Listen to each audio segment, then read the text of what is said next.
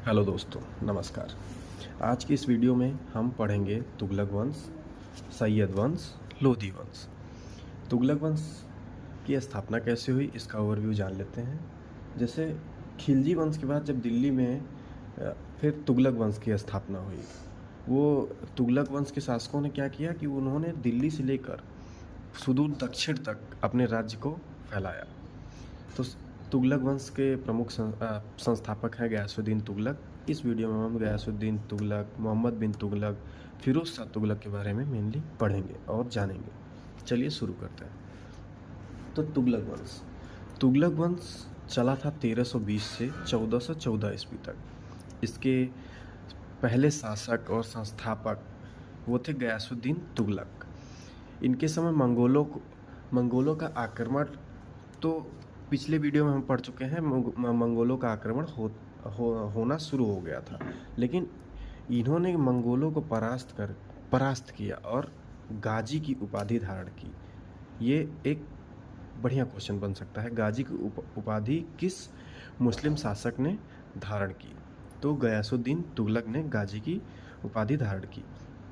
और गयासुद्दीन तुगलक ही वो राजा है जो नहरों का निर्माण शुरू कराया था। और नहरों का निर्माण शुरू कराया था ताकि सिंचाई व्यवस्था किसानों के लिए सब अच्छे से हो सके। तो अगर पूछा जाए क्वेश्चन में कि नहरों की व्यवस्था किसने शुरू कराया था, तो गयासुद्दीन तुगलक। और अगर पूछा जाए कि सर्वाधिक नहर किसने बनवाई अपने शासनकाल में, तो वो है फिरोज शाह तुगलक। उनके बारे में हम आगे जानेंगे। तो गयासुद्दीन तुगलक का शासनकाल रहा 1320 से लेकर 1325 तक। मैं लिखना शायद भूल गया था। तो इनका शासनकाल 5 वर्षों का रहा। अब ये 5 वर्षों का शासन रहा। इनकी मृत्यु कैसे हुई? इनकी मृत्यु हुई, इनके बेटे थे मोहम्मद बिन तुगलक। उन्होंने इंजीनियरिंग से एक लकड़ी का घर बनवाए थे। लकड़ी का घर बनवाए थे और लकड़ी का घर इनके ऊपर गिर गया, तो उनसे इनकी मृत्यु हो गई। तो गयासुद्दीन तुगलक में बहुत ज़्यादा हमको नहीं जानना है, बस यही जानना है कि यही तुगलक वंश के संस्थापक हैं, पहले शासक हैं, गाजी की उपाधि धारण की, दिल्ली सल्तनत के पहले शासक है जो नहरों का निर्माण शुरू कराए थे। अच्छा, मैंने यहाँ लिखा है। चलिए, अब इनके पुत्र मोहम्मद बिन तुगलक, जिनके वजह से इनकी मृत्यु हुई या जिनके बनाए घर के गिरने से इनकी मृत्यु हुई, उनके बारे में जान लेते हैं। इनका शासनकाल रहा 1325 से लेकर 1351 ईस्वी तक।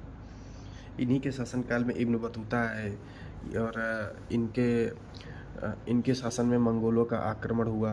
ये चलिए, इन जैसे मोहम्मद बिन तुगलक MBT, आप आजकल फ्री फायर ज़रूर जानते होंगे, उसमें होता है MVP, मोस्ट वैल्यूएबल प्लेयर। तो इसी तरह याद करेंगे मोहम्मद बिन तुगलक, ये बहुत महत्वपूर्ण है। इनके बारे में आपको बताता हूँ। इनका क्या था कि ये अपनी राजधानी दिल्ली से दौलताबाद से दिल्ली, मतलब ये भ्रमण ही करते रह गए। इनका ओवरव्यू ये है कि ये बहुत सी योजनाएं चलाए, जैसे सांकेतिक मुद्रा चलाई है, मतलब कुल चीज़ में मिलाकर ये बहुत ज़्यादा असफलता इनको मिली। चलिए शुरू करते हैं। तो मोहम्मद बिन तुगलक जो गयासुद्दीन तुगलक के लड़के थे, उनका नाम था जौना खान। ये 1325 ईस्वी में अपनी गद्दी पर बैठे। इनके शासनकाल में एक इब्न बतूता यात्री आया था जो मोरक्को से था। ये इब्न बतूता जो था मोरक्को से था। इसने अपनी पुस्तक रहला में भारत की यात्रा का वर्णन किया है। और मोहम्मद बिन तुगलक मोहम्मद बिन तुगलक ये सबसे विद्वान शासक था। हाँ, सुल्तान था, सॉरी। इसे दिल्ली का सबसे विद्वान सुल्तान कहा जाता है। ये अंतिम मंगोल आक्रमण इसी के शासनकाल में हुआ था। उसका नेतृत्व कर रहे थे तरमाशीन मंगोल। अंतिम मंगोल आक्रमण इसी के शासनकाल में हुआ था, जिसका नेतृत्व मंगोलों की तरफ से कर रहे थे तरमाशीन मंगोल। इसने क्या किया था कि इसमें सिंचाई कर लगाया था। जैसे गंगा यमुना दोआब, आपको पता ही होगा गंगा कहाँ से निकलती है। गंगा यमुना के दोआब में के क्षेत्र में इसने कर की वृद्धि कर दी थी। तो मैक्सिमम 50% कर लेता था। ये भी एक महत्वपूर्ण क्वेश्चन बनता है कि किस मुस्लिम शासक ने दोआब क्षेत्र में कर की वृद्धि की? वो है मोहम्मद बिन तुगलक। अब आते हैं सबसे बड़ी चीज़, सबसे महत्वपूर्ण चीज़ जो इतिहास में गिनी जाती है वो है दिल्ली से अपनी राजधानी दौलताबाद शिफ्ट करना। चलिए इसको मैं एनसीईआरटी की बुक में आपको दिखाता हूँ। इसका नाम दौलताबाद का देवगिरी था। तो दिल्ली से देवगिरी पूछा जाए या दिल्ली से दौलताबाद पूछा जाए, किसने अपनी राजधानी बनाई थी, तो वो थे मोहम्मद बिन तुगलक। तो ये कब बनाई थी कब दिल्ली से दौलताबाद राजधानी शिफ्ट की थी, तो 1326 में। इसको हम याद रख सकते हैं 13 दूना 26, 13 दूना 26। तो क्या किए, दिल्ली से दौलताबाद अपनी राजधानी शिफ्ट किए। और इन्होंने एक प्रमुख काम किया था, कृषि कृषि विभाग एक स्थापित किया था, उसका नाम रखा था दीवाने कोही। ये कृषि प्रयोग के लिए किया था।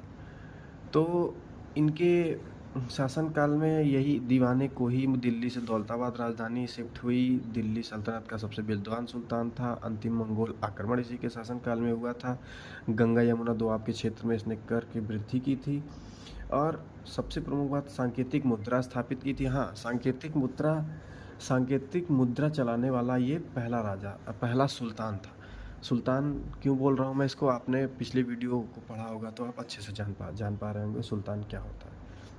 हाँ, तो सांकेतिक मुद्रा चलाने का इसका कॉन्सेप्ट क्या था, एक चांदी और 1:36 का रेशियो था, शायद मैं लिखना भूल गया हूँ। हाँ, तो उसमें क्या था कि एक चांदी जमा करो और तांबा और पीतल से मिश्रित धातु लेके जाओ। मतलब अगर एक चांदी आपके पास है तो 36 तांबा और पीतल के सिक्के बने। जैसे एक चांदी का सिक्का आप राजकोष में जमा किए तो आपको उसके बदले 36 तांबा और पीतल के सिक्के मिलेंगे, जिससे आप बाज़ार में अपना सामान ले सकते हैं। ये सांकेतिक मुद्रा ये बाज़ार में नियंत्रण के लिए लाया था, जो कि ये भी असफल रहा। असफल क्यों रहा, क्योंकि एक चांदी के सिक्के की कीमत जितनी थी उसमें करीब 36 तांबा और पीतल के सिक्के बन जाते थे, और उसमें कोई राज चिन्ह बनाया नहीं गया था, ताकि वो उसमें जाली और ओरिजिनल में फ़र्क पता किया जा सके। तो इनके राज के लोग ही वो सिक्का खुद से बनाने लगे, क्योंकि टकसाल उस समय था नहीं। टकसाल मतलब जहाँ ये बनता है। तो इसकी नीति ये भी असफल रही। और ये इनके जो शासनकाल में जो लोग थे वो सांकेतिक मुद्रा ही खुद घर पे बना दे रहे थे। और क्या हुआ कि जब बना दे रहे थे तो कोई फ़र्क नहीं पड़ा, तो इससे प्रभाव ये पड़ा कि विदेशी जो आते थे व्यापारी, वो मुद्रा लेने से साफ साफ इनकार कर देते थे। इन्हीं के बारे में एक विद्वान है बदायूनी ने कहा, जब इनकी मृत्यु हो गई, बदायूनी ने कहा कि आज राजा को प्रजा से और प्रजा को राजा से मुक्ति मिल गई, क्योंकि राजा के दृष्टि में प्रजा ही खराब थी, और प्रजा के प्रतिपेक्ष से सोचा जाए तो राजा ही खराब था, कि जो नीति ला रहा है सब असफल हो जा रही है। और राजा के पॉइंट ऑफ व्यू से देखा जाए तो उसका है कि जो मैं करना चाह रहा हूँ वो प्रजा मेरी करने नहीं दे रही है। हाँ, तो जब ये दिल्ली से दौलताबाद राजधानी अपनी शिफ्ट कर रहा था, ये मुख्य कारण था कि वो सोचता था कि दौलताबाद से मैं उत्तर में भी और दक्षिण में भी नियंत्रण कर लूँगा, लेकिन ऐसा नहीं हो पाया। तो दिल्ली से दौलताबाद 1326 में शिफ्ट किया। फिर 1335 में ये दौलताबाद से दिल्ली आ गया। और एक चीज़ और, इसी के नक्शो कदम पे अंग्रेज़ों ने भी दिल्ली से राजधानी अपनी कश्मीर शिफ्ट की थी। तो यहाँ जब दिल्ली में बहुत ज़्यादा गर्मी पड़ती थी तो कश्मीर चले जाते थे, वहाँ से शासन करते थे, फिर उसके बाद लौट के चले आते थे। खैर वो तो बात की बात है। अभी इसमें हुआ क्या, तो जब दिल्ली से दौलताबाद आए तो यहाँ से न दिल्ली पे अच्छी तरह से नज़र हो पा रही थी, न दौलताबाद पे। तो दौलताबाद से फिर दिल्ली गए। तो यहाँ क्या हुआ, जब यहाँ से चले गए तो यहाँ कुछ राजपूत शासकों का उदय हो गया, जैसे बहमनी हो गया और विजयनगर। इसके बारे में हम आगे पढ़ेंगे। तो मोहम्मद बिन तुगलक में देखिए एनसीईआरटी में ये भी लिखा है, दिल्ली से दौलताबाद राजधानी शिफ्ट करने में देवगिरी में बता रहा था ना आपको वीडियो में, देवगिरी को द्वितीय राजधानी बनाने का विचार बनाया। यही सब है, उसको मैं पढ़ के ही आपको पढ़ा रहा हूँ, ये सब बता रहा हूँ ये सब चीज़ें। सांकेतिक मुद्रा किसकी थी, तांबा और पीतल की थी। चांदी के सिक्के के स्थान पर मिश्रित धातु के सिक्के चलाने का आदेश दिया। इन सिक्कों का मूल्य चांदी के सिक्के के बराबर माना गया था। मतलब अगर आप एक चांदी दे रहे हैं तो आपको उसके में तांबा और पीतल की जो मुद्रा उसने बाजार नियंत्रण के लगाई थी वो उसके बराबर हो गई थी। इससे क्या हुआ कि जब जाली जाली सिक्के बनने लगे तो इसमें राजकोष पर बहुत घाटा हुआ। और यहाँ पे भी देखिए लिखा है दक्षिण में दो नए राज्य विजयनगर और बहमनी राज्य का उदय हुआ है, तो मैं आपको बता ही चुका हूँ।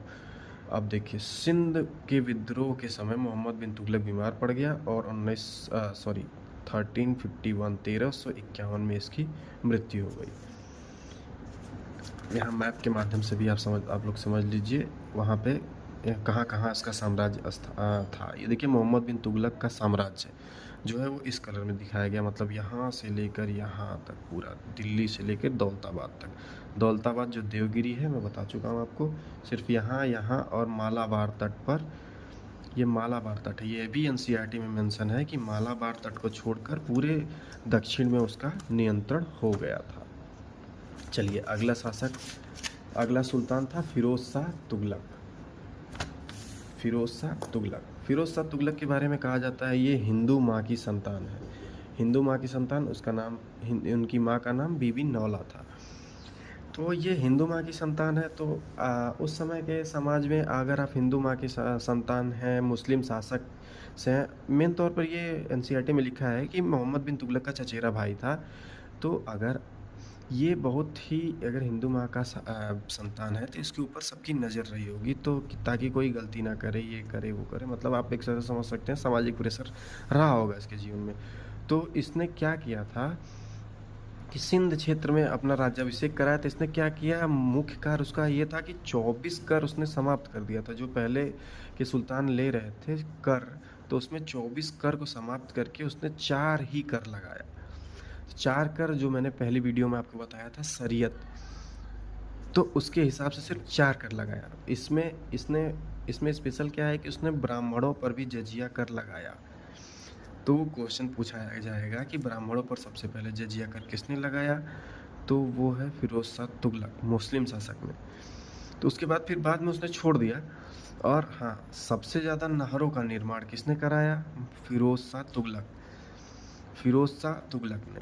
फिरोज शाह तुगलक, FST, इससे आप रिलेट कर पाएंगे, फास्ट इसमें लगा देंगे तो सबसे ज़्यादा नहरों का जो निर्माण कराया वो फिरोज शाह तुगलक ने कराया। और इसने सिंचाई, नहरों का निर्माण कराया तो उसके लिए सिंचाई कर भी उसने निर्धारित किया, 1/10वां भाग। जैसे आपका अनाज मान लीजिए 100 किलो होता है तो उसका 10 किलो आप राजकोष में देंगे, यही है उसका कर। और इसको कहा गया हक ए सर्व। सर्व मतलब होता है सिंचाई, हक ए सर्व आप समझ सकते हैं, 1/10वां भाग है। और एक चीज़ और है, सबसे अधिक गुलाम इसी के शासक में लाए गए। अब इसने सबसे बढ़िया चीज़ जो की थी वो दीवाने खैरात विभाग की स्थापना की थी। उसमें दरअसल क्या था कि विधवा जो थी, अनाथ थे और लड़कियां जो थी, उनके विवाह के लिए आर्थिक कर दिया जाता था उनके प्रजा को। अब देखिए ये क्या क्या किया था, एक बार फिर से रिव्यू कर लेते हैं। उसने 24 कर समाप्त करके 4 कर लागू किया, सबसे ज़्यादा नहर का निर्माण किया, हक्के सर्व विभाग की स्थापना की, दीवाने खैरात विभाग की स्थापना की। अब इसके बाद होता है तुगलक वंश का विघटन। तुगलक वंश का विघटन होता है तैमूर लंग के आक्रमण से। तैमूर लंग का आक्रमण हुआ 1398 में, मतलब 14वीं शताब्दी के अंत में तैमूर लंग का आक्रमण हुआ। और इस तुगलक वंश का अंतिम राजा था नसीरुद्दीन तुगलक। तो तैमूर लंग का आक्रमण हुआ, तैमूर लंग को कहते हैं खिज्र खां। अरे सॉरी, तैमूर लंग के साथ एक आया था उसका वफादार गुलाम, उसका नाम था खिज्र खां। और खिज्र जब तैमूर लंग यहाँ आक्रमण किया, इसको जीत लिया, फिर जब जाने लगा तो खिज्र खां को इस क्षेत्र में बोला यहाँ आप रहिए और अपनी शासन व्यवस्था चलाइए। तो खिज्र खां ने जिस वंश की स्थापना की वो है सैयद वंश। तो अब पूछा जाएगा सैयद वंश के संस्थापक कौन है, तो वो है खिज्र खां। और खिज्र खां कौन है, जो 1398 में तैमूर लंग के साथ आए गुलाम है खिज्र खां। चलिए अब सैयद वंश को जान लेते हैं। ये 1414 से 1457 ईस्वी के बीच इसका शासन चला सैयद वंश। और खिज्र खां जो कि इसका गुलाम था, तो इसने कभी अपने आप को सुल्तान नहीं कहा। इसी तरह मैं पहले बताया हूँ आपने कुतुबुद्दीन ऐबक के बारे में, उसने भी अपने आप को कभी सुल्तान नहीं कहा। ये दोनों, ये तो मोहम्मद गौरी का गुलाम था, ये किसका था, ये तैमूर लंग के साथ आया था, तो इसलिए इन दोनों ने कभी अपने आप को सुल्तान नहीं कहा। इसने बल्कि रैयत आला की उपाधि धारण की, रैयत आला की उपाधि धारण की। सैयद वंश में खिज्र खां, मुबारक शाह, मोहम्मद शाह, अलाउद्दीन आलम शाह, यही प्रमुख इसके सुल्तान रहे हैं। मुबारक शाह में क्या था, इसने तारीख ए मुबारक शाही किताब में मुबारक शाह का जिक्र है। इनके समय तारीख ए मुबारक शाही किताब, ये एक बार किसी एग्ज़ाम में पूछा गया था, इसलिए मैंने पॉइंट नोट कर लिया है। तारीख ए मुबारक शाही में मुबारक शाह का जिक्र है इसमें, और इनका रिलेशन सैयद वंश से है। अब देखिए मोहम्मद शाह एक ऐसा राजा था, ये तो अभी हम लोग जितने भी पढ़े ये सब तुर्क थे। मोहम्मद शाह के साथ एक था बहलोल लोदी, और बहलोल लोदी को मोहम्मद शाह ने अपना पुत्र माना था। और ये मोहम्मद लोदी क्या था, वो अफ़गान था। मतलब पहले मैं आपको बता चुका हूँ, पहले कहाँ से मुस्लिम्स आए, उसमें एक था अफ़गान। तो ये बहलोल लोदी जो था पहला अफ़गान शासक था इतिहास का, मुस्लिम शासक में। तो मोहम्मद शाह ने बहलोल लोदी को अपना पुत्र कहा था, बल्कि इसका पुत्र अलाउद्दीन आलम शाह था। अब देखिए, सबसे लंबे समय तक शासन करने वाला बहलोल लोदी, और इसने किस वंश की स्थापना की, इसके नाम में ही लोदी है, तो उसने किस वंश की स्थापना की, लोदी वंश की स्थापना की। तो अफ़गान राज्य का संस्थापक भारत में कौन था, बहलोल लोदी। बहलोल लोदी को किसने अपना पुत्र कहा था, मोहम्मद शाह ने कहा था। अब लोदी वंश चला था 1451 से 1526 तक। उसमें बहलोल लोदी का शासनकाल कितना था, 1451 से लेकर 1489 तक, 43 साल इसने शासन किया। और अगर पूछा जाए मुस्लिम शासकों में सबसे ज़्यादा लंबे समय तक शासन किस, तो बहलोल लोदी के बोला जाता है कि वो 43 साल शासन किया। अगर हम मैथमेटिकल हिसाब से देखें तो ये 38 साल ही होगा। खैर, इसको हम लोग को ज़्यादा नहीं सोचना है, लेकिन सबसे ज़्यादा शासन किसने किया है, वो है लोदी वंश के बहलोल लोदी ने। अब उसके बाद आता है सिकंदर लोदी। सिकंदर लोदी का मुख्य नाम निज़ाम खां था, और ये बहलोल लोदी का पुत्र था। इसके बारे में सबसे प्रमुख सवाल बनता है कि अपनी राजधानी दिल्ली से आगरा किस मुस्लिम शासक ने शिफ्ट की थी। तो 1504 में अपनी राजधानी दिल्ली से आगरा किसने शिफ्ट की थी, सिकंदर लोदी ने। क्योंकि जब ये अपने शासन में आया तो ये इसका शासन पूरी तरह से राजपूतों से घिरा हुआ था, तो वहाँ आगरा से नियंत्रण करना और अपना शासन चलाना और सेफ रहना, तो ये समझदारी से अपनी राजधानी आगरा शिफ्ट कर लिया। इसकी सिकंदर लोदी के बारे में कहा जाता है, इसका साहित्य में इसकी विशेष रुचि थी, और इसके समय में कई ऐसे ग्रंथ हैं जो फारसी में अनुवाद किए गए थे। जैसे आयुर्वेद ग्रंथ का नाम फरहंगे सिकंदरी रखा गया। और साहित्य में विशेष रुचि थी, तो ये कुछ कविताएं भी लिखता था, और इसमें अपना नाम गुलरुखी रखा। गुलरुखी उपनाम से ये कविता लिखता था। इसके बारे में अभी हमें इतना ही जानना है कि सबसे मुख्य सवाल इसका यही है कि दिल्ली से आगरा राजधानी किसने स्थानांतरित की, तो वो सिकंदर लोदी। और इसमें इसकी साहित्य में विशेष रुचि थी। इसके शासनकाल में सबसे ज़्यादा फारसी में अनुवाद हुए थे, और बस यही इसका नाम है, खिज्र खां। इसके बाद आता है इब्राहिम लोदी, उसके बारे में हम लोग चर्चा करने जा रहे हैं। अब देखिए, इब्राहिम लोदी का शासनकाल चला 1517 से 1526 तक। इसका संघर्ष राणा सांगा से चलता रहा है। राणा सांगा अभी बहुत इम्पोर्टेंट रोल प्ले करेंगे मुगलों के स्थापना में। देखिए, इब्राहिम लोदी जो अभी मैं बताया था, जब टिड्डों की तरह अफ़गानी यहाँ आ गए, तो इसमें क्या हुआ, जब इब्राहिम लोदी गद्दी पर बैठा तो ये था कि इब्राहिम लोदी बैठा तो जो इसके साथ इसके समकालीन जो अफ़गान आए थे उनके मन में था कि यही क्यों बैठा, इन तो इसके बीच इसके खिलाफ षड्यंत्र रचने लगे। तो इसका खुद अफ़गानों से संघर्ष इसका चला है। तो अफ़गानों से संघर्ष चलता रहा। कोई अफ़गान सुल्तान को तरक्की या शक्ति से, इसकी तरक्की या शक्ति से प्रसन्न नहीं था। इसलिए क्या हुआ कि इसको ख़त्म करने के लिए, इसको गद्दी से हटाने के लिए इन्हीं अफ़गानों में से किसी ने वो बाबर को आमंत्रित किया कि आइए भाई, इसका दमन कीजिए और हमें गद्दी पर बैठाइए। इसका नाम मैं आगे आपको बताऊंगा। तो 1526 तारीख 21 अप्रैल को बाबर और इब्राहिम लोदी के बीच संघर्ष हुआ, युद्ध हुआ। वो हिस्ट्री के पॉइंट ऑफ व्यू से इम्पोर्टेंट युद्ध है, फर्स्ट युद्ध पानीपत का। वो उसकी डेट है 21 अप्रैल 1526, बाबर और इब्राहिम लोदी के बीच हुआ। इसमें इब्राहिम लोदी परास्त हो गया, मारा गया। तो इससे एक क्वेश्चन और बनता है कि लड़ाई के दौरान शहीद होने वाला कौन सा पहला मुस्लिम सुल्तान था, तो वो है इब्राहिम लोदी। उम्मीद है मैं आपको समझा पाया होऊंगा।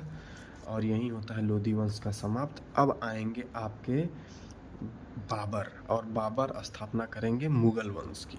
चलिए आगे मिलते हैं वीडियो में। Thank you.